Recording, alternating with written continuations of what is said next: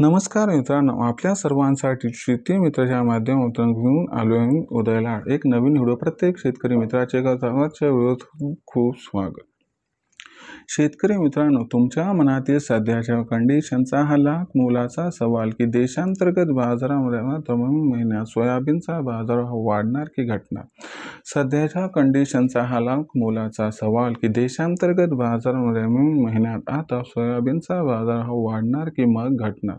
देशातील सामान्य कास्तकार बांधव उच्च कंडिशनला विचारायला लागलाय की देशांतर्गत बाजारामध्ये महिन्यात आता सोयाबीनचा बाजारभाव वाढणार की मग घटणार।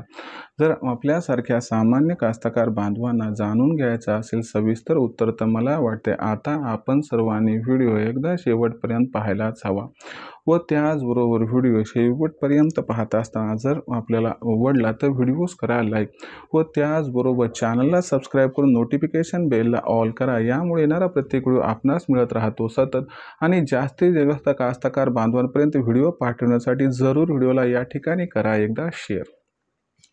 तर शेतकरी मित्रांनो, आपल्या सर्वांच्या मनातील सध्याच्या कंडिशनचा हा लाख मोलाचा सवाल की देशांतर्गत बाजारामध्ये महिन्यात सोयाबीनचा बाजारभाव वाढणार की मग घटणार।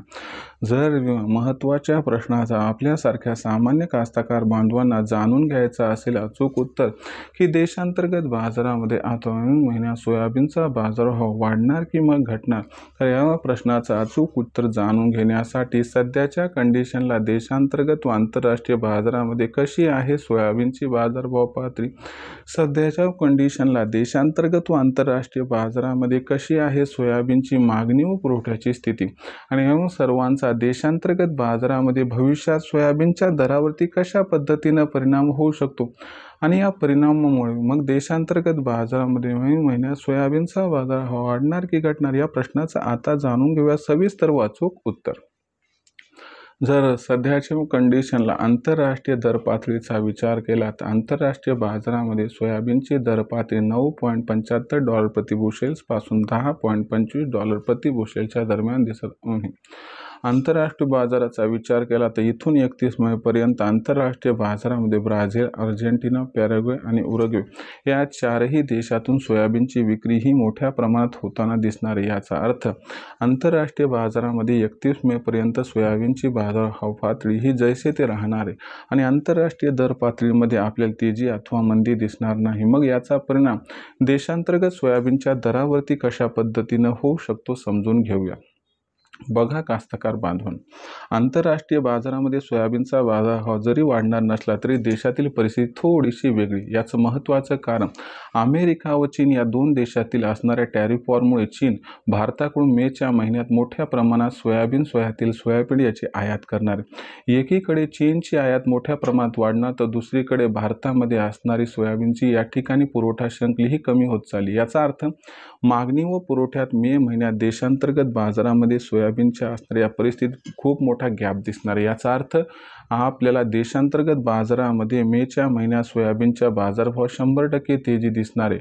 म्हणजे मेच्या महिन्यात देशांतर्गत बाजारामध्ये 100% सोयाबीनचा बाजारभाव वाढणार, पण किती आता हे समजून घेऊया।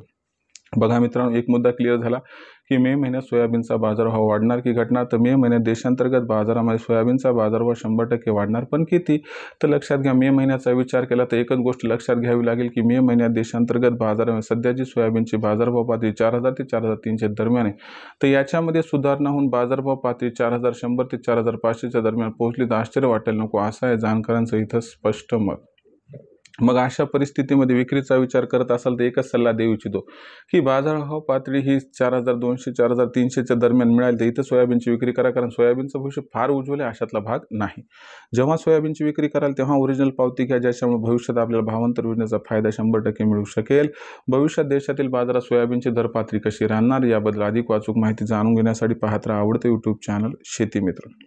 व्हिडिओ आवडला त्यामुळे लाईक करा, कास्तकार बांधवापर्यंत पाठवण्यासाठी शेअर करा, चॅनलला सबस्क्राईब करून नोटिफिकेशन बेलला ऑल करा। यामुळे येणारा प्रत्येक व्हिडिओ आपल्याला मिळत राहतो सतत। तर मित्रांनो, असाच एक नवीन व्हिडिओ घेऊन आपला मित्र उद्या आपल्या सर्वांना आवडते यूट्यूब चॅनल शेती मित्र मिळत राहील। तोपर्यंत माझ्या प्रत्येक शेतकरी मित्राचे व कास्तकार बांधवांच्या खूप खूप आभार।